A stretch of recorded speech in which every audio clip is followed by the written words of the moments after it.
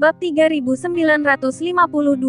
Dengan suara ini, beberapa kepulan asap hijau muncul dari labu harta karun.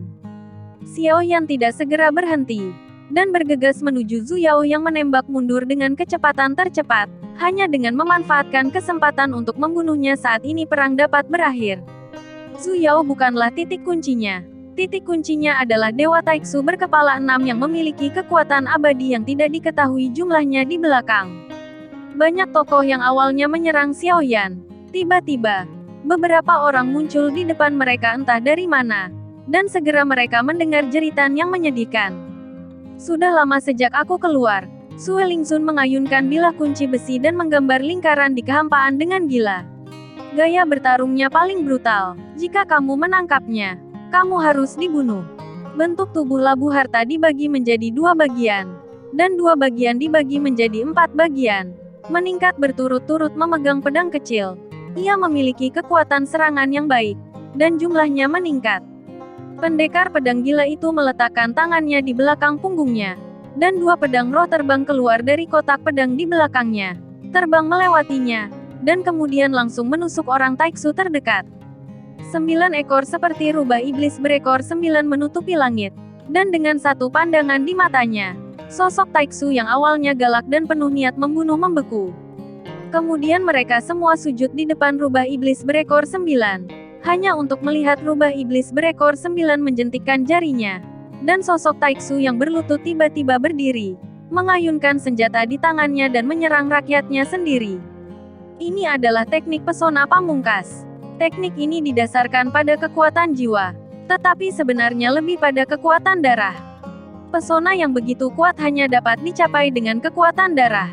Xiao Yan telah meledak dengan kecepatan tercepat, tetapi Void God Wing di belakang Zhu Yao juga dengan kecepatan yang mencengangkan, dan sulit bagi Xiao Yan untuk mengejar untuk sementara waktu.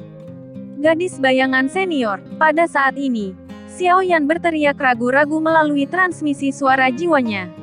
Tidak ada arah. Xiao Yan baru saja menyebarkan jiwanya, dan dia tidak yakin apakah dia bisa mengetahuinya. Zhu Yao menembak mundur. Dia tidak menoleh ke belakang. Takut dia akan terkena mantra aneh Xiao Yan lagi. Dia dengan panik bergegas ke depan. Dalam sekejap mata, dia akan dekat dengan Taiksu. Sepertinya selama dia kembali ke Taiksu, dia akan memiliki cara untuk melindungi dirinya sendiri. Itulah mengapa dia sangat putus asa saat ini. Ini sangat aneh. Metode orang ini bahkan tidak bisa bertahan melawan Void God Armor. Ini bukan kekuatan jiwa. Jika itu adalah kekuatan jiwa, aku memakai 3 generasi armor Void God. Bahkan jika itu adalah kekuatan jiwa alam, maka itu harus bisa melawan untuk kedua kalinya. Aku melihat hari, ketiadaan putih, dan kemudian ditelan oleh kegelapan dalam sekejap. Teknik aneh macam apa ini? Mentalitas yang runtuh tepat setelah Yao Beng 2 kali, dan dia bahkan tidak berani menghadapi Xiao Yan lagi. Sebaliknya, dia memilih untuk melarikan diri. Dia tidak melihat ke belakang, jadi dia tidak tahu apa yang terjadi di belakangnya. Tapi dia masih bisa mendengar dentuman sonik. Kulitnya jelek, dan dia berpikir bahwa bahkan jika Xiao Yan tidak bisa menyingkirkan kelompok sampah ini, dia tidak bisa melakukannya bahkan jika dia menunggu sebentar.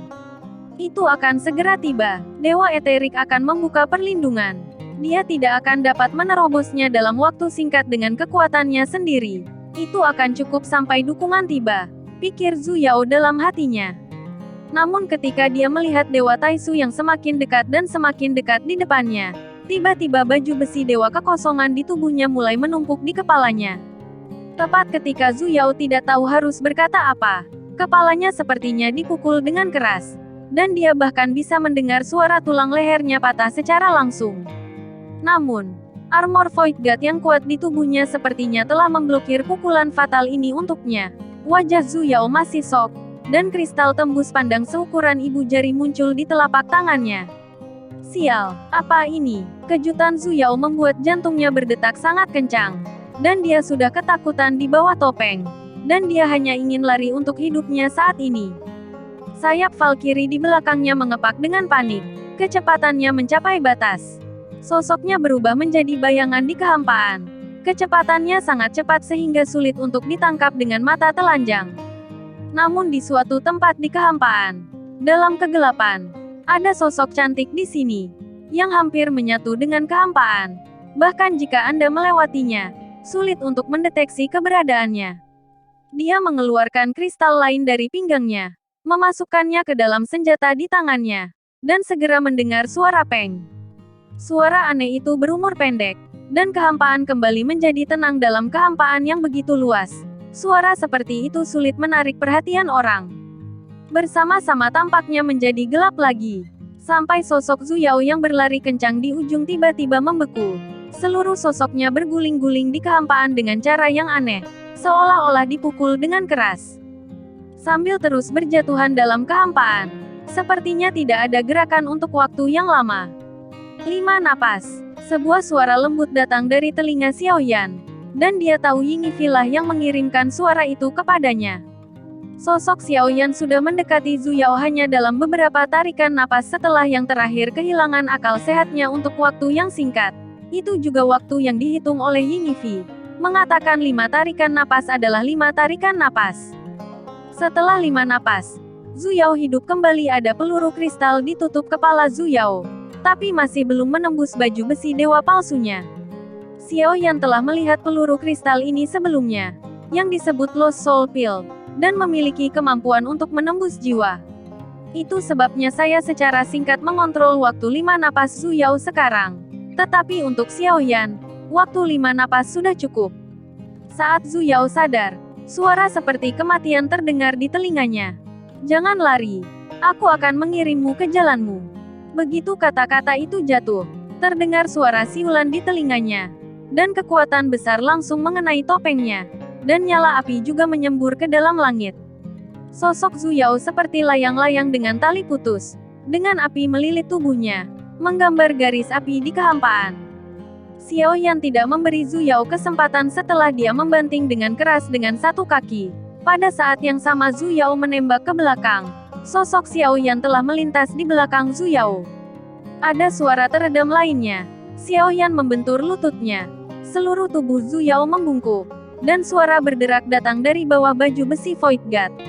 Meskipun kekuatan pertahanan False God Armor sangat bagus, serangan Xiaoyan saat ini, selain tubuh abadi dewa asli, juga mengandung kekuatan abadi yang sama seperti pada False God Armor di tubuhnya. Jadi biarkan serangan Xiaoyan, 3 generasi baju besi dewa palsu milik Zhu Yao juga mencapai batasnya. Xiaoyan meraih Zhu Yao lagi.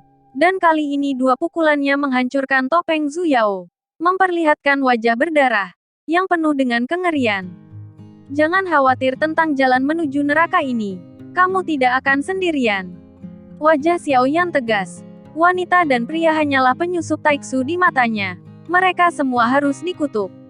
Xiaoyan mengangkat tinjunya untuk menyalakan amukan api, dan segera meninju kepalanya tanpa ragu-ragu. Tepat ketika tinju Xiaoyan hendak dibanting, tinju itu tiba-tiba melayang. Dan pada saat ini Xiaoyan berkeringat deras di dahi dan wajahnya. Xiaoyan mengangkat kepalanya dengan susah payah, dan melihat ke arah ujung. Segera, lubang kekanak-kanakan Xiaoyan tiba-tiba menyusut.